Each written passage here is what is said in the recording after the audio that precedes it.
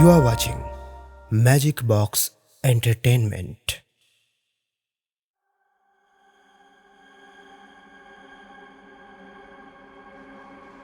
অন্ধকারকে কখনো আলো দিয়ে সম্পূর্ণ মুছে ফেলা যায় না, কারণ এই মহাবিশ্বের অনন্ত শক্তি শুধুমাত্র অন্ধকার।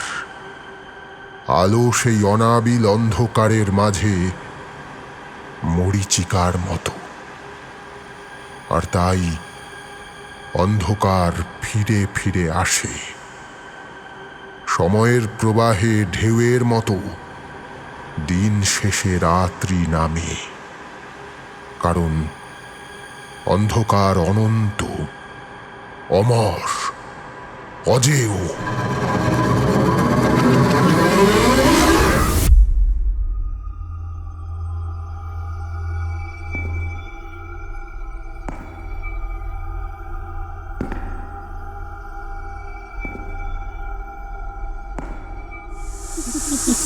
কে কে ওখানে?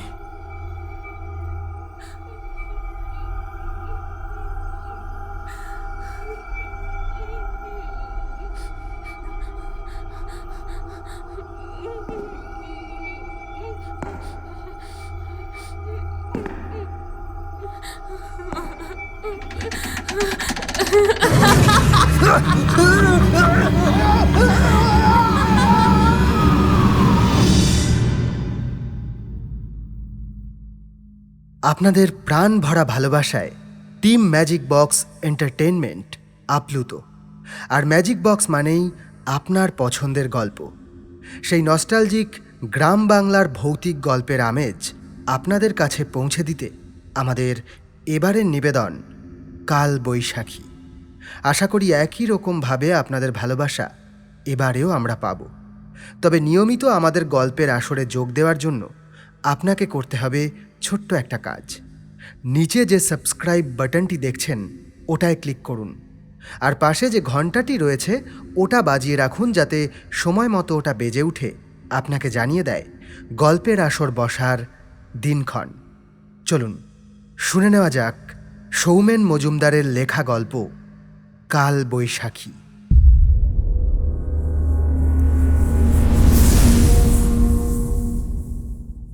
এখনো ভাবি সেই দিন যদি দুঃসাহস না দেখাতাম, তাহলে বোধহয় সারা জীবন ধরে এমন অনুশোচনা আমায় করতে হতো না। যৌবনের হুজুক আর দুঃসাহস দুই বড় অদ্ভুত। সেই বয়সে এই দুটোকে জয় করার ক্ষমতা কারো থাকে না, আমারও ছিল না। তখন আমি কলকাতায় থেকে পড়াশোনা করি। কলেজে আমার খুব ভালো বন্ধুত্ব হয়েছিল দীপক, বিশ্বদীপ আর অন্বেষার সঙ্গে। সত্যি কথা বলতে সে সময় অন্বেষার সঙ্গে আমার সম্পর্ক শুধুমাত্র বন্ধুত্বের ছিল না, আবার সম্পূর্ণভাবে প্রণয়ের সম্পর্ক এমনটাও বলা যায় না। অর্থাৎ মধ্যবর্তী একটা দোলাচলের মধ্যে দুজনে ছিলাম। একদিন কলেজের ক্যান্টিনে বসে চারজনে গল্প করার সময় ওরা সবাই মিলে আমাকে চেপে ধরল আমার গ্রামের বাড়িতে ঘুরতে আসবে। আসলে ওরা সবাই বাড়িতে থেকেই পড়াশোনা করছে। বিশ্ব আর অন্বেষার বাড়ি খোদ কলকাতায়, দীপকের বাড়ি বারাসাতের দিকে। একমাত্র আমি নিজের ঘরবাড়ি ছেড়ে পড়েছিলাম শহরের বুকে। ভিটের টানেই মাঝে মাঝে গ্রামের কথা মনে পড়ত, আর সেই সব গল্প ওদের সঙ্গে করতাম। সেই সব গল্প শুনে শুনে ওদেরও আমার গ্রাম সম্পর্কে আগ্রহ তৈরি হয়েছিল। এই সূর্য, তোর কি সত্যি ইচ্ছা নেই আমাদের নিয়ে যাওয়ার? সেরকম যদি হয় পরিষ্কার বলতে পারিস। ও মনে হয় শুধু অন্বেষাকে নিয়ে যেতে চাইছে, আমরা দুজন বাদ ভাই। তোরা না। আমরা কি দেখ, ও যদি এবার আমাদের ও বাড়িতে নিয়ে না যায়, তাহলে একেবারে কনফার্ম হব যে আমি যেটা বললাম সেটাই ঠিক। একদম ঠিক বলেছিস। শোন, বিশ্ব যেটা বললো আমারও সেটাই মনে হয়। হ্যাঁ, কাবাবে কি কে ও আর হাড্ডি পছন্দ করে? এবার থাম তো, অনেক লেকপুল করেছিস। আচ্ছা শোন, ওই আজকে রাতে মায়ের সঙ্গে একটু ফোনে কথা বলি, তারপর তোদের জানাচ্ছি। আরে জিজ্ঞাসা করার কি আছে, আমরাই তো যাবো নাকি? কাকিমাকে কোনো চাপ নিতে হবে না। আরে যাবি কিনা সেজন্য মায়ের সঙ্গে কথা বলবো না, জিজ্ঞাসা করবো যে কবে গেলে ভালো হয়। ওয়াও, তার মানে আমরা যাচ্ছি। সেদিন রাতেই মায়ের সঙ্গে কথা বললাম। হ্যালো, হ্যাঁ মা, খাওয়া দাওয়া হয়ে গেছে? হ্যাঁ রে, এই তো তোর বাবা খেয়ে উঠলো, আমি এই বসবো রে। আচ্ছা বাবু, তুই কবে বাড়ি আসবি বলতো? হ্যাঁ মা, যাব। বলছি যে আমার সাথে না ওই দীপক, বিশ্বদীপ আর অন্বেষা আছে না, ওরাও যাবে। তা কবে নাগাদ গেলে ভালো হয় একটু বলো তো। মেলা বসবে আগামী সোমবার থেকে, ওই সময় এলে ওদের ভালো লাগবে। তাহলে একটা কাজ করি মা, বুঝলে, ওই রবিবার দিন আমরা সবাই যাই, বুধবার ফিরে আসবো। আর তাছাড়া সামনেই তো সেমিস্টার আছে, বেশি দিন থাকলে হবে না। তুই আয় আগে বাবু, 6 মাস হয়ে গেল তোকে দেখি না। হ্যাঁ, আমিও তো দেখি না। আচ্ছা ঠিক আছে, রবিবার যাচ্ছি তাহলে। মায়ের কলটা কেটে ওদের সবাইকে কনফারেন্স কল করলাম, জানিয়ে দিলাম রবিবার সকালে আমরা বেরোব। বলা বাহুল্য, এই খবর শুনে ওরা রীতিমতো উৎফুল্ল হয়ে উঠল। সেদিন ছিল শুক্রবার। পরদিন কলেজে যাওয়ার পর রীতিমতো আলোচনা বসল আমরা গ্রামে গিয়ে কি করব তাই নিয়ে। আমাদের মধ্যে বিশ্ব একটু বেশিই হুজুগে, ও উত্তেজনায় টকবক করে ফুটছে। অবশ্য আমিও বেশ উৎসাহিত ওদের আমার গ্রামে নিয়ে যাওয়ার জন্য। যে কদিন ওখানে থাকবো খুব আনন্দ হবে। রবিবার দিন ব্যাগপত্র গুছিয়ে সকাল 10:30টার মধ্যে এসে পৌঁছালাম হাওড়া স্টেশনে। 11টা 5-এ একটা হাওড়া জয়নগর এক্সপ্রেস আছে, ওটা ধরব।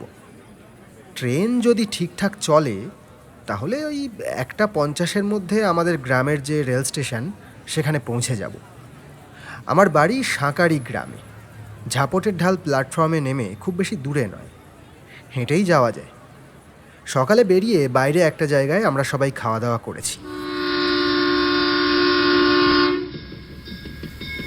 ট্রেন রওনা হওয়ার পর গল্প, খুনসুটি, ইয়ার্কি চলতে লাগলো। বিশ্ব হঠাৎ একটা বোকা বোকা কথা বলল। আমি না শুনেছি শহরে নাকি বেশি ভিড়ভাট্টা বলে ভূত থাকে না। তোদের গ্রামে ভূত আছে? বলতে পারবো না ভাই, আমি তো কখনো দেখিনি। গ্রামে যাচ্ছিস, চারদিকে গাছপালা, পুকুর, ক্ষেত, কত কিছু রয়েছে, আর তুই ভূত খুঁজছিস? আর আর এটা কি অদ্ভুত কথা! শহরে ভূত নেই, সব ভূত নাকি গ্রাম। না, ওই ইলেকট্রিসিটি তার থাকে তো, তারপর চারিদিকে আলো, লোকজন, এজন্য নাকি শহরে ভূত থাকে না। ও, মানে তোর যুক্তিতে ভূত যদি সামনে আসে তাহলে ইলেকট্রিকের তার নিয়ে তাড়া করলে পালিয়ে যাবে, তাই তো? হ্যাঁ, দেখ, ভূত সত্যিই আছে কিনা বলতে পারবো না, তবে আমাদের গ্রামে একটা পুরনো বাড়ি আছে। গ্রামের সবাই বলে ওই বাড়িতে নাকি ভূত আছে। লোকজন ওদিকে খুব একটা যায় না। অবশ্য সত্যি না মিথ্যে সে বিষয়ে আমার কোনো ধারণা নেই। এই তো পাওয়া গেছে, ব্যাপারটাকে এক্সপ্লোর করতে হবে। আচ্ছা, তোরা হঠাৎ এইসব ভূত পেতনি নিয়ে পড়লি কেন বলতো? আনন্দ করতে এসেছি, সবাই মিলে আনন্দ করবো, ব্যাস। তোদের এইসব ভুলভাল খেয়াল না আমাদের পুরো প্ল্যানিংটাকে মাটি করবে। আচ্ছা ঠিক আছে, আগে বাড়ি পর্যন্ত পৌঁছাই, তারপর সবাই মিলে ভেবে দেখা যাবে। একটা ভূতকে যদি বশ করতে পারি তাহলে কেল্লা পাতে। কে আর এত কষ্ট করে পড়াশোনা কাজকর্ম করে? হ্যাঁ, একেবারে ম্যাজিকের মতো সব কিছু হয়ে যাবে। আমি বেশ একটা জমিদারের মতো আয়েস করে তাকে বসে তামাক টানবো। ব্যাপারটা কিন্তু দারুণ হবে, কি বলিস বল? হেভি হবে না? খুব ভালো হবে। হ্যাঁ, চিন্তা ভাবনা তো এর মহাকাশে পৌঁছে গেছে রে। মাটিতে নেমে এসো বচ্চ, মাটিতে নেমে এসো। কদিন পরেই তোমার সেমিস্টার, কোনো ভূত পেতনি তোমাকে বশ করতে হবে না, পরীক্ষা তোমাকেই দিতে হবে, বুঝেছো? এইটা ভেবেই তো কষ্ট হচ্ছে রে ভাই। আচ্ছা, এখন তো আমরা সবাই মিলে ঘুরতে যাচ্ছি, তাই কথাবার্তা মন খুলে বলা যেতেই পারে। হ্যাঁ, তোকে থামতে বললেও তুই থামবি? বলতে যখন ইচ্ছা করেছে বলেই ফেল। না মানে বলছিলাম যে অন্বেষা, তুই ব্যাপারটাকে আর এভাবে কতদিন ঝুলিয়ে রাখবি বলতো? এবার একটু এগো। আর সত্যি কথা বলতে তোরা খুব ভালো বন্ধু। আর গুরুদেব কি বলে জানিস তো? প্যার দোস্তি হ্যাঁ। আরে বাবা, এ তো একেবারে কচি শাহরুখ। হ্যাঁ, এই প্যাক মারবি না কিন্তু, বলে দিচ্ছি। দীপক আর বিশ্ব পাশাপাশি বসেছে। উল্টো দিকের সিটে পাশাপাশি আমি আর অন্বেষা। ও জানালার ধারে। আলগোছে দেখলাম কথাটা শুনেও একটু লজ্জা পেয়েছে। জানালা দিয়ে বাইরে তাকিয়ে আছে। ছাড় না এসব কথা, বাদ দে। না না, বাদ দেবো কেন? তোদের গ্রামে গিয়ে একটা হেস্তনেস্ত করতে হবে। দুজনেই তো মনে মনে রাজি হয়ে আছিস, তাহলে সমস্যাটা কোথায় শুনি? প্লিজ। আরে ঠিক আছে ঠিক আছে, আর লজ্জা পেতে হবে না, পরে দেখছি আমরা বিষয়টা। এই বিশ্ব, বলছি ওটা ঠিক আছে তো? কোনটা? আরে পাগলা, ও হ্যাঁ হ্যাঁ, একেবারে যত্ন করে জামা কাপড়ে মুড়িয়ে দিয়েছি, বুঝলি ভাই? সন্টু মনে আমার, দেখি পায়ে যাতে ভেঙে না যায়। হ্যাঁ, যত্ন করে রাখ। আরে ভাঙবে না। ওফ, ভরসা রাখ ভাই, ভরসা রাখ। এই আলোচনা কী নিয়ে হলো সেটা আশা করি বলে দিতে হবে না। কলেজের বন্ধুবান্ধব যখন এক জায়গায় হচ্ছে তখন এসব কম বেশি তো হবেই। এমনই আরও বিভিন্ন কথাবার্তা বলতে বলতে একসময় আমাদের ট্রেন এসে দাঁড়ালো ঝাপটের ঢাল প্ল্যাটফর্মে। গ্রামের দুটো বন্ধুকে আসতে বলেছিলাম আমাদের নিয়ে যাওয়ার জন্য। ওরা দুটো বাইক নিয়ে এসেছে। ব্যাগপত্র সমেত চেপে চুপে দুজন করে বসে পড়লাম বাইকের পিছনে। দুপাশে বিস্তীর্ণ চাষের জমি পার করে বাইক চলতে লাগলো। ছোটবেলা থেকে এখানেই আমি বড় হয়েছি, তাই এসব দৃশ্য নতুন করে বিস্ময় জাগায় না। তবু অনেক দিন পর এলে অদ্ভুত শান্তি অনুভূত হয় হৃদয়ে। ওদের দিকে তাকিয়ে বুঝতে পারছি ওরা মুগ্ধ নয়নে চারদিকে দেখছে। আসলে সবুজ আমাদের চোখে অদ্ভুত শান্তি যোগায়, আর ওরা যেহেতু সেভাবে কোনোদিন সবুজ দেখেনি তাই ওদের আরও বেশি ভালো লাগছে। 5 মিনিটের মধ্যে আমাদের বাড়ির উঠোনে পৌঁছে গেলাম। আমরা এসেছি দেখে মা ঘর থেকে বেরিয়ে এসেছে। সবাই বাইক থেকে নেমে একে একে মাকে প্রণাম করলো। হ্যাঁ হ্যাঁ বাবা, থাক থাক, খুব ভালো থাকো সবাই, খুব বড় হও, সেই আশীর্বাদ করি। আপনি কেমন আছেন? শরীর ঠিক আছে তো? আর এখন দিনে দিনে বয়স বাড়ছে, শরীর খারাপ তো হতেই থাকবে। মাঝে ওর কাছ থেকে শুনেছিলাম আপনার প্রেশার বেড়ে গেছিল, এখন ঠিক আছে? হ্যাঁ, একটু অসুস্থ হয়ে পড়েছিলাম আর কি। না না, এখন ঠিক আছি একদম। এসো এসো এসো, অনেক বেলা হয়ে গেছে, যাও আগে স্নান করে নাও, তারপরে খাওয়া দাওয়া সেরে বাকি কথা হবে। সবাই মিলে বাড়িতে ঢুকলাম। আমাদের বাড়িতে 4টে শোয়ার ঘর আছে। আমি কলকাতায় যাওয়ার পর থেকে 3টে ঘর ফাঁকাই পড়ে থাকে। আসলে আমার কাকা আগে এই বাড়িতেই থাকতো। সম্পত্তি ভাগ বাটোয়ারার পর কাকা কিছুটা দূরে নতুন করে বাড়ি করেছে। ওই ঘরগুলোর দুটো কাকারা ব্যবহার করত। সে যাই হোক, আমি দায়িত্ব নিয়ে দুটো ঘর দেখিয়ে দিলাম ওদের। একটা ছোট ঘর আছে, ওখানে অন্বেষা থাকবে। আরেকটা ঘরে আমরা 3 জন একসঙ্গে। বাড়ির পিছনে আমাদের একটা পুকুর রয়েছে। আমরা 3 জন ছেলে মিলে সেখানেই স্নান করতে নামলাম। যদিও ওরা দুজন সাঁতার জানে না। ঘাটের কাছে কোমর সমান জলে নেমে একবার ডুব দিচ্ছে, আবার মাথা তুলে সোজা হয়ে দাঁড়াচ্ছে। সত্যি কথা বলতে ওদের কাণ্ডকারখানা দেখে আমার রীতিমতো হাসি পাচ্ছিল। স্নান সেরে আমরা একসময় ঘরে এলাম। মা এর মধ্যে ভাত বেড়ে ফেলেছে। এতদিন পর আমি বাড়ি ফিরছি, তার উপরে সঙ্গে বন্ধুবান্ধবী রয়েছে, ফলে আয়োজন ভালোই করেছিল মা। ওদের তাও একরকম, বাড়িতেই থাকে। আমার অবস্থা তো মরুভূমির অভিযাত্রীর মতো। খাদ্য জলের অভাবে এতদিন ধুঁকছিলাম। হঠাৎ করে নদীর সন্ধান পেয়েছি। কতদিন পর যে মায়ের হাতে রান্না করা বাড়ির খাবার খাচ্ছি। কলকাতায় মেসে থাকি তো, হয় নিজে রান্না করে খেতে হয়, নয়তো হোটেলের খাবার। কোনোটা খেয়েই তৃপ্তি হয় না। আমাদের খাওয়া দাওয়া যখন শেষ পথে, তখন বাবা বাড়ি ফিরল। খাওয়া দাওয়ার পর ওরা সবাই গিয়ে বাবাকে প্রণাম করল, কথাবার্তা বলল। তারপর কিছুক্ষণ জিরিয়ে নিয়ে আমরা আশেপাশে ঘুরতে বেরোলাম। সবুজ ধান ক্ষেতের মাঝে গিয়ে ওদের যে কী উচ্ছ্বাস সে বলে বোঝানো যাবে না। অন্বেষা আনন্দে যেন আত্মহারা হয়ে গেছে, আল বরাবর ছুটে বেড়াচ্ছে। ও একটা সাদা চুড়িদার পরেছে আর হলুদ একটা ওড়না নিয়েছে। গাঢ় সবুজ ধান ক্ষেতের মাঝে পড়ন্ত বেলায় সোনালি আলো এসে পড়েছে। অন্বেষাকে দেখে মনে হচ্ছে এক স্নিগ্ধ অনুভূতি আমার চারপাশে ছুটে বেড়াচ্ছে। আচ্ছা, পাগল হলেই শুধু দোষ? যে পাগল করে তার বুঝি কোনো দোষ নেই? আমি একটা জায়গায় বসে মুগ্ধ চোখে ওর দিকে তাকিয়ে আছি।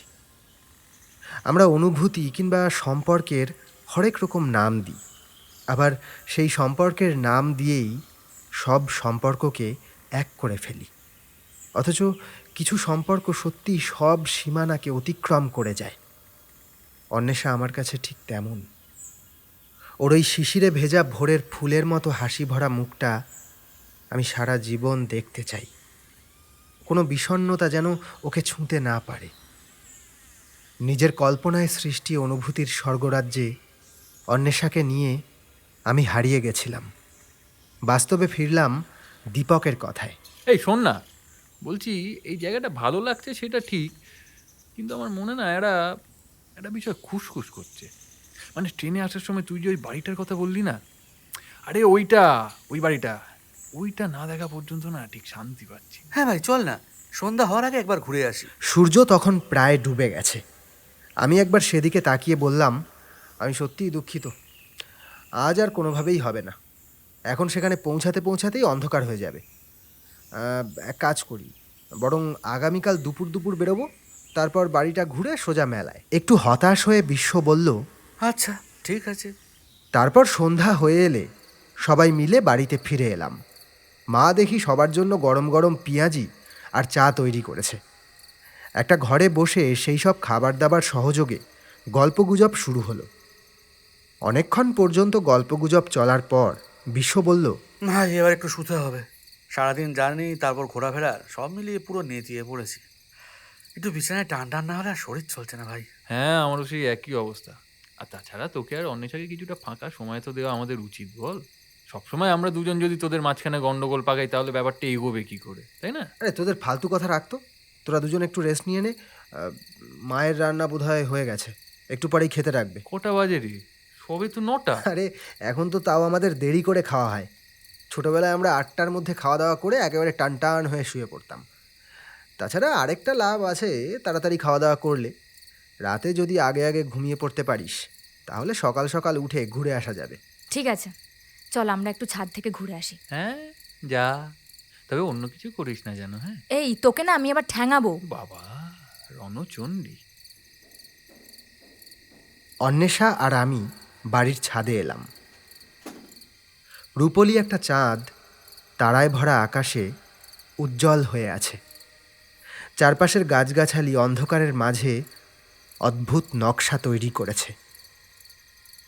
ও আমার খুব ভালো বন্ধু, তবু কেমন একটা জড়তা অনুভব করছি, যেন সম্পূর্ণ মন খুলে কিছু বলতে পারছি না। অন্বেষাও চুপ করে আছে। শেষটায় জড়তা কাটিয়ে আমিই কথা বললাম।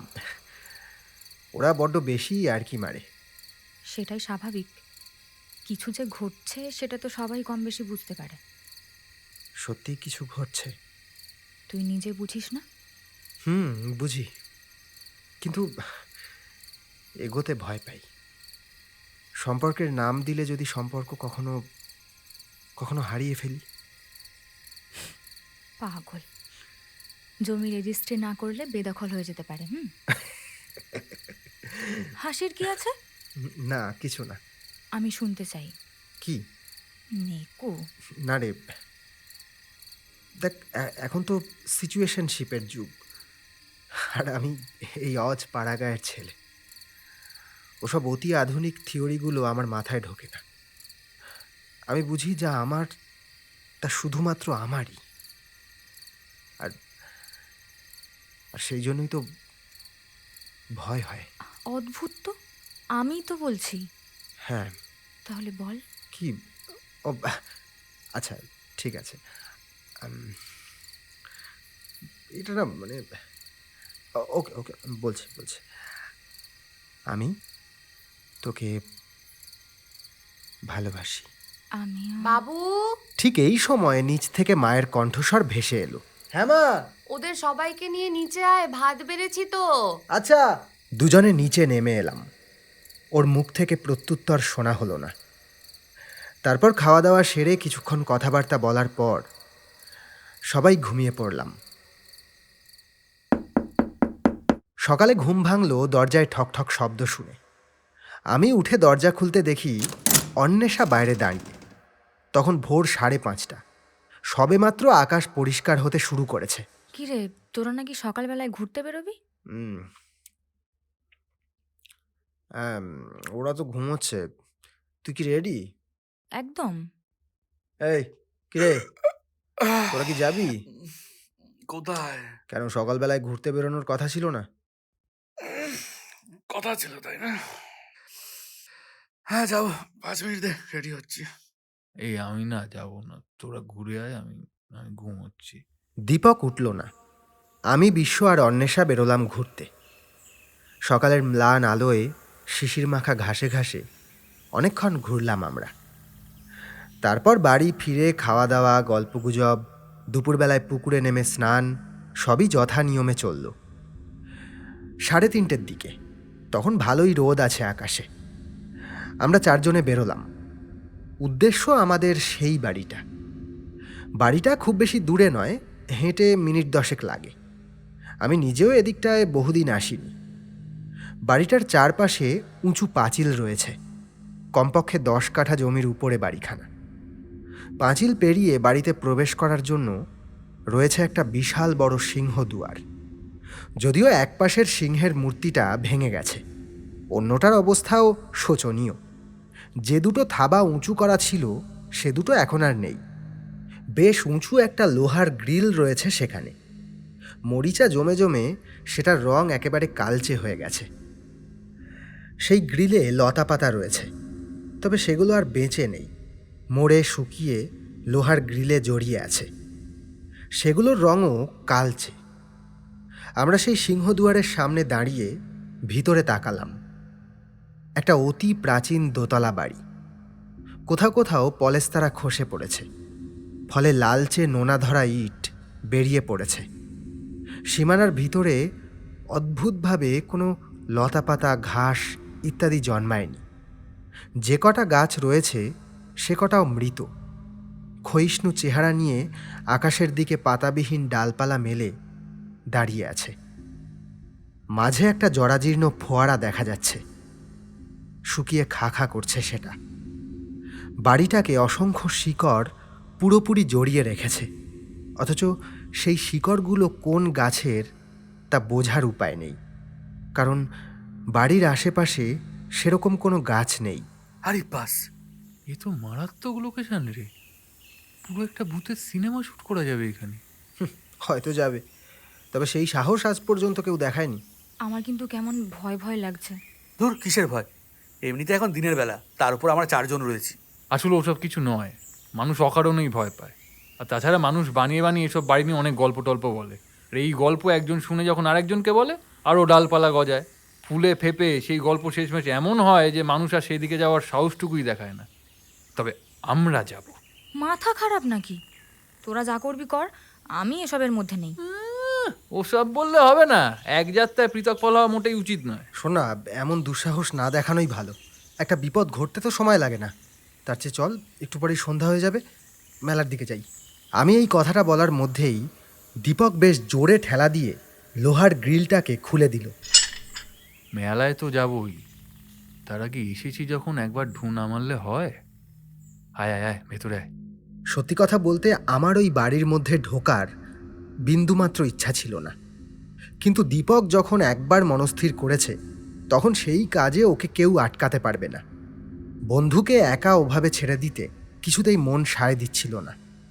তাই এক প্রকার নিরুপায় হয়েই 4 জনে মিলে ঢুকলাম বাড়িটার ভিতরে। শোন, আমরা যাচ্ছি ঠিকই, কিন্তু তাড়াতাড়ি বেরিয়ে আসবো। আমার কেন জানি না জায়গাটাকে ঠিক ভালো লাগছে না। এই তোমরা মেয়েরা না অতিরিক্তই ভয় পাবে, জানিস তো। হয়তো পাই, কিন্তু সেই ভয়ের যথেষ্ট কারণ থাকে। আচ্ছা ঠিক আছে ঠিক আছে, চল একবার ঢু মেরেই বেরিয়ে আসবো। চারদিকে দেখতে দেখতে আমরা সেই বাড়ির সদর দরজার কাছে পৌঁছালাম। আর অদ্ভুতভাবে আমরা সেই দরজার সামনে দাঁড়ানোর সঙ্গে সঙ্গে দরজাটা একটা শব্দ করে খুলে গেল। আমি, বিশ্ব আর অন্বেষা অবাক এবং ভয়ার্ত চোখে সেদিকে তাকিয়েছিলাম। দীপক বলল, আরে হাওয়ার ধাক্কায় খুলে গেছে, ওসব কিছু না। ও তোরা না একটুতেই ভয় একবারে। হয়তো তাই। 4 জনে ঢুকে পড়লাম ভিতরে। ভিতরটা রীতিমতো অন্ধকার। একমাত্র খোলা দরজা থেকে সামান্য আলোর রেখা ভিতরে এসে পড়েছে, তাতে ভালো করে দেখা যাচ্ছে না। আমরা 4 জনেই মোবাইলে আলো জ্বাললাম।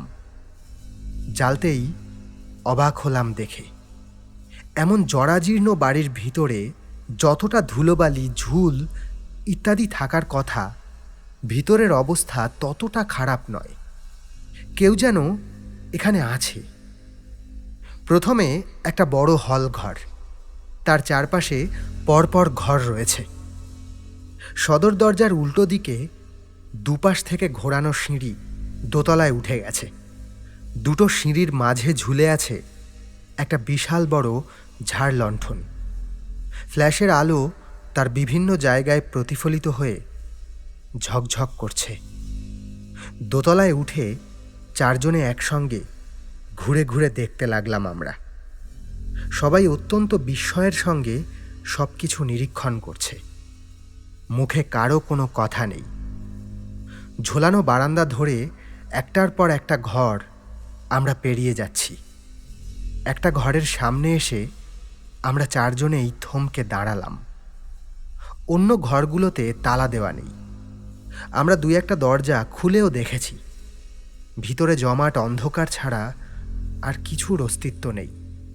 কিন্তু এই ঘরটা বাইরে থেকে তালা বন্ধ, এবং সেই তালার উপরে একটা লাল কাপড় জড়ানো। তার উপরে কিছু সুতো বিক্ষিপ্তভাবে গিঁট বাঁধা।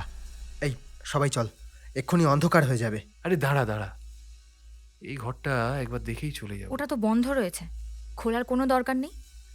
এভাবে যখন বন্ধ রয়েছে তার মানে নিশ্চয়ই কিছু একটা কারণ আছে এর পিছনে। এটা বন্ধ না খোলা সেটা দেখতেই তো এখানে কেউ আসে না। আমরা যখন এসেছি তখন ভিতরে কি আছে একবার দেখি। আমি কিছু বলছি না ঠিকই, কিন্তু মন আমার সায় দিচ্ছে না। কাঠের তৈরি কালো দরজার সামনে আমরা চারজনে দাঁড়িয়ে। হঠাৎ ভিতর থেকে একটা মৃদু শব্দ ভেসে এলো। মনে হলো কেউ নূপুর পায়ে হেঁটে বেড়াচ্ছে। শুনতে পেলি? হ্যাঁ, কারোর পায়ের শব্দ। নিশ্চয়ই ভেতরে কেউ বন্দি হয়ে আছে। দাঁড়া, তালাটা খুলি। না দীপক, বাইরে আলো কমে এসেছে। সাহস ভালো, কিন্তু অতি সাহস কখনোই ভালো নয়। ওটা খোলার কোনো দরকার নেই। চল, এক্ষুনি সবাই বাড়ির বাইরে চল। কিন্তু কোনো কিন্তু নয়। তারপর আমরা সবাই বাড়িটা থেকে বেরিয়ে আসার জন্য হাঁটতে শুরু করলাম। দীপক কিছুক্ষণ থমকে দাঁড়িয়ে তালাটার দিকে একবার দেখে আমাদের পিছনে পিছনে চলতে লাগলো। যখন আমরা সেই বাড়ির সীমানার বাইরে পৌঁছালাম তখন প্রায় অন্ধকার হয়ে গেছে। আমি, বিশ্ব এবং অন্বেষা বিষয়টাকে মাথা থেকে ঝেড়ে ফেলে হাসি ঠাট্টা করতে করতে মেলার পথে চলতে লাগলাম। কিন্তু দীপক দেখলাম কেমন গুম মেরে রয়েছে। বিশেষ একটা কথা বলছে না। ওই সামান্য জিনিস নিয়ে এমন করার কি আছে কে জানে। সুবিধা হলো এই পথটাই সোজা মেলায় পৌঁছেছে। অর্থাৎ আমাদের বাড়ি থেকে মেলায় পৌঁছাতে গেলে এই বাড়িটার পাশ থেকেই যেতে হয়। মেলায় গিয়ে আমরা খুব আনন্দ করলাম। সবাই মিলে দোলনা চড়লাম, খাওয়া দাওয়া করলাম। তবে বেশিক্ষণ মেলায় থাকা গেল না। একটু পরেই লক্ষ্য করলাম আকাশে আলোর ঝিলিক খেলে যাচ্ছে। একটাও তারা দেখা যাচ্ছে না, অর্থাৎ আকাশে মেঘ জমেছে। কিন্তু সারাদিন আকাশ পরিষ্কার ছিল। প্রথমে ওরা কিছুতেই মেলা ছেড়ে আসতে চাইছিল না। আমি এক প্রকার জোর করে বৃষ্টির ভয় দেখিয়ে ওদের মেলা থেকে বের করলাম। দীপক কিন্তু এখনও গুম হয়ে আছে। নিজে থেকে কথাবার্তা বিশেষ একটা বলছে না। ভাই, এত রাগ করার কি আছে এখানে? দেখ, আমরা এখানে আনন্দ করতে এসেছি। একটা ঝামেলা বাঁধলে বাড়ির লোক আমাদের আর ছাড়বে? আমি তো তোদের কিছু বলছি না, চল। এমন নির্লিপ্তভাবে উত্তরটা দিল যে বেশি কথা বলা গেল না। তখনও সেই পোড়ো বাড়িটার কাছাকাছি পৌঁছায়নি। হঠাৎ ঝিরিঝিরি বৃষ্টি শুরু হলো। ঝড় তখনও শুরু না হলেও বাতাসের বেগ অনেকটাই বৃদ্ধি পেল। আমরা দ্রুত পায়ে চলতে লাগলাম। ওই বাড়িটার কাছাকাছি অন্য কোনো বাড়িঘর নেই। জায়গাটা গাছপালায় ঘেরা। চারদিকে অন্ধকার ঘুটঘুট করছে।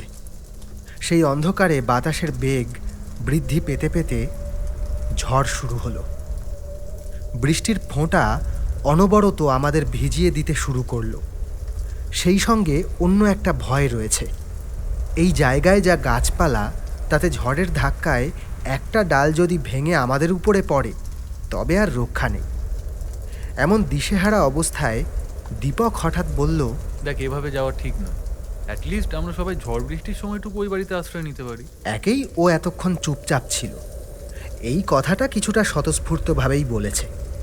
আবার যদি ওর কথা নাকচ করে দিই তবে হয়তো আরও বেঁকে বসবে। আর তো কোনো উপায় দেখছি না। আচ্ছা ঠিক আছে, চল। হ্যাঁ, কিন্তু একটা কথা, ঝড় থামলেই আমরা বেরিয়ে পড়ব, আর বাড়ির ভিতরে বেশি ঢুকবো না, ঠিক আছে? অন্ধকারে বিদ্যুৎ চমকের আলোয় মনে হলো দীপকের ঠোঁটের কোণায় একটা হাসি খেলে গেল।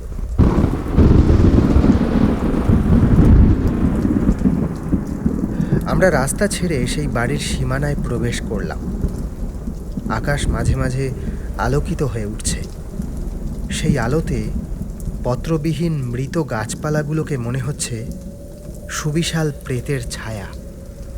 হাওয়ায় সেই ডালপালাগুলো অদ্ভুতভাবে নড়ছে, আর সেই সঙ্গে বাড়িটার জরাজীর্ণ অতিলৌকিক রূপ মনে কেমন আতঙ্কের সৃষ্টি করছে। শঙ্কাপীড়িত মনে সদর দরজা পেরিয়ে আমরা সেই হল ঘরে পৌঁছালাম। চিন্তিত মনে সবাই এক জায়গায় দাঁড়িয়ে রইলাম। সেই মুহূর্তে শুধুমাত্র আমার হাতে থাকা মোবাইলের ফ্ল্যাশটা জ্বলছিল। হঠাৎ খেয়াল হলো আমরা 3 জনে দাঁড়িয়ে আছি। আমাদের চতুর্থ সঙ্গী আমাদের সঙ্গে নেই, শুধু চটিখানা পড়ে আছে। দীপক! আমাদের চোখে মুখে আতঙ্ক ফুটে উঠল। ও কি তবে সেই ঘরটার ওখানে গেল? অন্বেষা এই কথা বলার সঙ্গে সঙ্গে অন্ধকার ফালা ফালা করে আমাদের কানে ভেসে এলো একটা তীব্র আর্তনাদ। আমরা 3 জনে ছুটলাম সেই ঘরটার দিকে। শব্দটা সেই দিক থেকেই এসেছে। নির্ঘাত আমাদের ফাঁকি দিয়ে দীপক গেছে সেই দরজাটা খুলতে। 3খানা ফোনে ফ্ল্যাশ জ্বলছে। আমরা ছুটতে ছুটতে সেই দরজার সামনে পৌঁছালাম। দেখলাম মেঝেতে পড়ে আছে সুতুলি, কাপড়ের টুকরো, আর সেই দরজাটা খোলা। আমার বুকটা রীতিমতো কেঁপে উঠল। আমি ডাকলাম, দীপক! দীপক! কোনো সাড়া নেই। নিশ্চয়ই এই ঘরেই ঢুকেছে, চল তো। 3 জনে পা বাড়ালাম সেই ঘরের ভিতরে। বাইরে থেকে ঘর মনে হলেও ওটা কোনো ঘর নয়। একটা সুড়ঙ্গের মতো গলিপথ কিছুটা এগোনোর পর সিঁড়ি বেয়ে নিচে নেমে গেছে। আমরা 3 জনে এগোতে লাগলাম সেই পথে। সিঁড়ির যখন মাঝামাঝি হঠাৎ একটা শব্দ হলো। বুঝলাম আমাদের পিছনে যে দরজাটা আমরা ফেলে এসেছি সেটা আপনা থেকেই বন্ধ হয়ে গেল। অন্বেষা আমার বাঁ হাতটা জড়িয়ে ধরে আছে। অনুভব করছি ও ভয়ে রীতিমতো কাঁপছে। সন্তর্পণে পা ফেলে ফেলে এগিয়ে চলেছি আমরা। কিছুটা এগিয়ে সুড়ঙ্গটা দুদিকে ভাগ হয়ে গেছে। আমরা 3 জনে ডান দিকে এগোলাম। কয়েক পা চলার পর ডান দিকে তাকিয়ে আমার বুক ধড়াস করে উঠল। বিশ্ব কোথায় গেল? সবিস্ময়ে সে কথা অন্বেষাকে বলার জন্য বাঁদিকে তাকিয়ে আমার মুখ থেকে তীব্র আর্তনাদ বেরিয়ে এলো। একটা বীভৎস ভয়ানক মূর্তি আমার বাঁ হাতটা জড়িয়ে ধরে আছে। আমি এক ঝটকায় নিজেকে ছাড়িয়ে নিলাম। সেই অভিঘাতে টাল সামলাতে না পেরে পড়ে গেলাম মেঝেতে। কিন্তু পরক্ষণেই ফ্ল্যাশের আলোতে আমার চারপাশে আর কাউকে দেখতে পেলাম না। আতঙ্কে আমার গলা শুকিয়ে আসছে। চারদিকে জমাট বাঁধা অন্ধকার যেন নিষ্ঠুর অভিসন্ধিতে আমার দিকেই তাকিয়ে আছে। উঠে দাঁড়িয়ে আবার এগোতে লাগলাম। কয়েক পা এগোনোর পর হঠাৎ মনে হলো আমার পিছন থেকে কেউ ছুটে চলে গেল।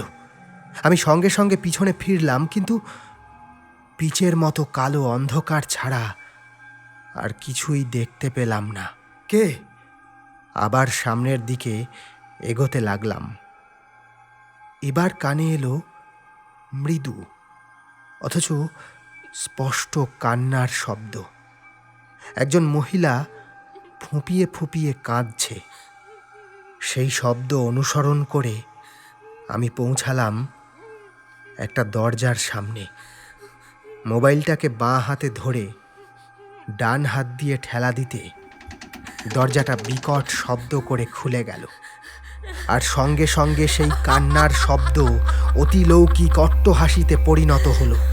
আর দরজার ওপারের সেই অন্ধকার চিরে কি যেন একটা ছুটে এলো আমার দিকে। তারপর আমাকে টেনে হিঁচড়ে নিয়ে চলল অজানা অতলে।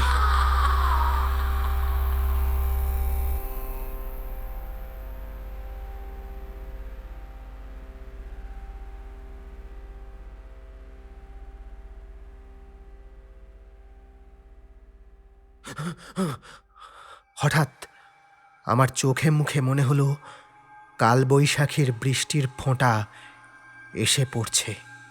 আমি এক লাফে উঠে বসলাম। দেখলাম সেই ঘরটার দরজার সামনে আমি বসে রয়েছি। দরজাটা সেই আগের মতোই বন্ধ। আমার দিকে উদ্বিগ্ন চোখে তাকিয়ে বসে আছে অন্বেষা। এখন ঠিক আছিস? আমার বিস্ময়ের ঘোর কাটছিল না। কি রে? হ্যাঁ হ্যাঁ হ্যাঁ, ঠিক আছে। ওরা ওরা দুজন কোথায়? তা তো জানি না। কেন? আমি একা থাকলে হবে না? এখন হেয়ালি ভাল লাগছে না। সত্যি করে বল, ওরা কোথায়? কেমন অস্বস্তিকর ফিসফিসে গলায় অন্বেষা বলল। কেন? আমি আছি তো। বলে ও কেমনভাবে আমার দিকে কিছুক্ষণ তাকিয়ে রইল। তারপর ধীরে ধীরে ওর মুখটা আমার মুখের দিকে এগিয়ে আসতে লাগলো। আমি কেমন যেন অসাড় হয়ে বসেছিলাম। আমার দৃষ্টিপথ যখন ও প্রায় ঢেকে ফেলেছে, তখন হঠাৎ একটা চিৎকারে তাকিয়ে দেখলাম সূর্য! কিছুটা দূরে দাঁড়িয়ে আছে অন্বেষা আর বিশ্ব। যে অন্বেষা আমার সামনে বসে, এবার তার মুখের দিকে তাকিয়ে দেখলাম সে মুখটা কি ভয়ানক। এ মুখাবয়ব মোটেই অন্বেষার নয়। যেন কেউ মুখের উপরের চামড়া নিপুণ হাতে ধারালো অস্ত্র দিয়ে তুলে নিয়েছে। কাঁচা মাংস থেকে ঝরে ঝরে পড়ছে রক্ত। চোখে কোনো পল্লব নেই। আছে দুখানা সাদাটে মণি। অন্বেষা আর বিশ্ব কি এই মূর্তিকে দেখতে পাচ্ছে না? অন্বেষা ছুটে এলো আমার কাছে। ও এসে আমাকে জড়িয়ে ধরার সঙ্গে সঙ্গে সেই ভয়ানক মূর্তি কোথায় মিলিয়ে গেল। আতঙ্ক ক্লিষ্ট হৃদয়ে আমি শুধু একটাই প্রশ্ন করলাম, অন্বেষা, দীপক কোথায়? নিচে রয়েছে। ওর বোধহয় শরীরটা খারাপ। কিন্তু তুই কোথায় গেছিলি? আমরা একসঙ্গে এই ঘরে। এ কি, এই দরজাটা তো খোলা ছিল। আমরা তিনজনে এই ঘরে প্রথমে ঢুকেছিলাম। তারপর হঠাৎ করে দেখি তুই নেই। কিছুটা যাওয়ার পর দীপককে অজ্ঞান অবস্থায় পাই আমরা। তোকে কোথাও দেখতে না পেয়ে ওকে নিয়ে ফিরে আসি। ও যখন জ্ঞান ফিরে এলো, তখন হঠাৎ এদিক থেকে একটা চিৎকারের শব্দ শুনলাম।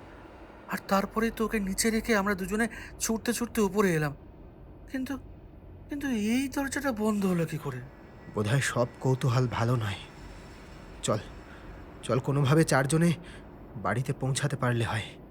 তারপর আমি ওদের দুজনের সঙ্গে সিঁড়ি বেয়ে নিচে নেমে এলাম। শরীর বড় ক্লান্ত লাগছিল। নেমে এসে দেখলাম এক জায়গায় হেলান দিয়ে দীপক বসে আছে। ওকে কেমন যেন অচেনা লাগলো। আমি যখন ওর কি অবস্থা জিজ্ঞাসা করলাম, কেমন ফ্যালফ্যাল করে তাকিয়ে থাকলো। এখানে থাকা আর ঠিক হবে না। কালবৈশাখীও কমে গেছে। চল বেরিয়ে পড়ি। চারজনে বেরোলাম সেই ভয়ঙ্কর বাড়ি থেকে। সময় তখন রাত প্রায় 10টা। দীপক কেমন অদ্ভুত আচরণ করছে। ও মোটেই এমন নয়। আমাদের সঙ্গে সঙ্গে ও বাড়ি ফিরল ঠিকই, কিন্তু একটাও কথা বলল না। রাতে খাওয়া দাওয়া করলো, তবে খুবই সামান্য। আর খাওয়ার পরেই বমি করল। কেমন সবুজ সেই বমির রং। কোনো কারণে ও কি অসুস্থ হয়ে পড়েছে? আমাদের সঙ্গে কি হয়েছে সে কথা বাড়িতে বলার সাহস আমাদের কারো ছিল না। পরের দিনটা উদাসীনভাবেই কেটে গেল।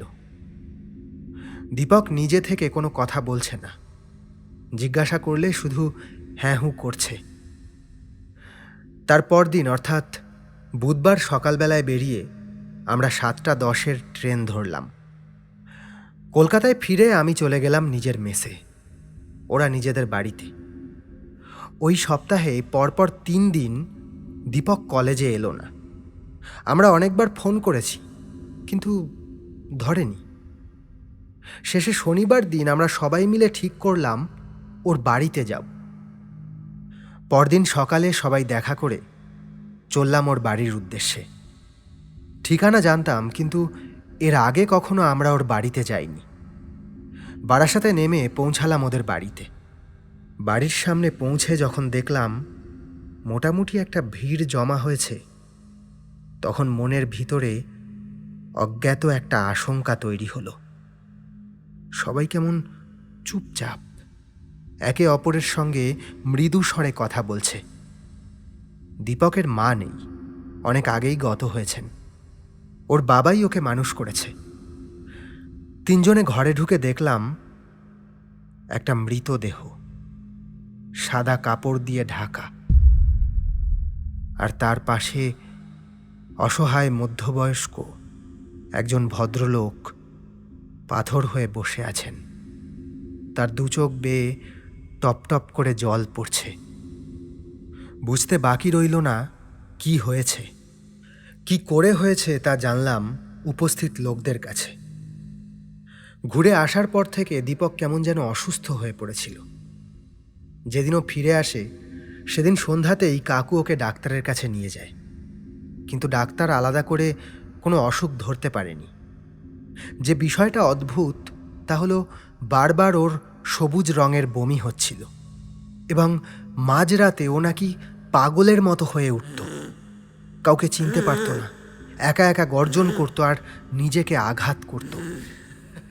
ডাক্তারও আশ্চর্য হয়েছিল এটা দেখে ওর গায়ের রং দিন দিন কেমন সবুজ হয়ে উঠছে। কাকু ভেবেছিল সোমবারই ওকে নিয়ে ব্যাঙ্গালোরে যাবে, কিন্তু সেই সময়টুকু আর পায়নি। গত রাতে কাকুর সামনেই উন্মত্ত আচরণ করতে করতে শেষ নিঃশ্বাস ত্যাগ করে আমাদের বন্ধু দীপক। এই ঘটনা আজ থেকে 10 বছর আগের। বিশ্ব এখন চাকরি সূত্রে গুজরাটে থাকে। অন্বেষা এখন আমার স্ত্রী। আমরা সুখেই সংসার করছি। যদিও অমীমাংসিত, তবু আমার কেন জানি না মনে হয় ওই পোড়ো বাড়িতে কালবৈশাখী রাতে যাওয়ার সঙ্গে দীপকের মৃত্যুর কোনো যোগাযোগ আছে। হয়তো সেই দরজাটা খুলে দীপক কোনো বন্দি অশুভ শক্তিকে জাগিয়ে তুলেছিল, যে আত্মা ভর করেছিল ওর শরীরে, ঠেলে দিয়েছিল মৃত্যুর মুখে। আজও এসব কথা যখন মনে পড়ে, তখন মনে হয় সেদিন যদি আরেকটু জোর খাটিয়ে ওই বাড়িতে ওদের ঢুকতে না দিতাম, তাহলে বোধহয় আমাদের বন্ধু আজও বেঁচে থাকত।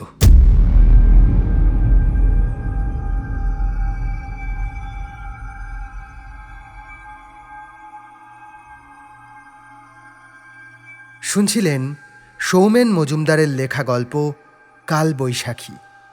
বিভিন্ন চরিত্রে রূপদান করেছেন সোমা, অরিতা, সান্ধ্যদীপ, সৌরভ এবং আমি আপনাদের সঙ্গে সৌমেন। গল্পটি কেমন লাগলো অবশ্যই জানান কমেন্ট বক্সে। ভালো লাগলে অবশ্যই লাইক এবং শেয়ার করুন। চ্যানেলে নতুন হলে সাবস্ক্রাইব করুন। কোনো গল্পের আপডেট যাতে মিস না হয় সেজন্য বেল আইকনটি ক্লিক করে রাখতে ভুলবেন না।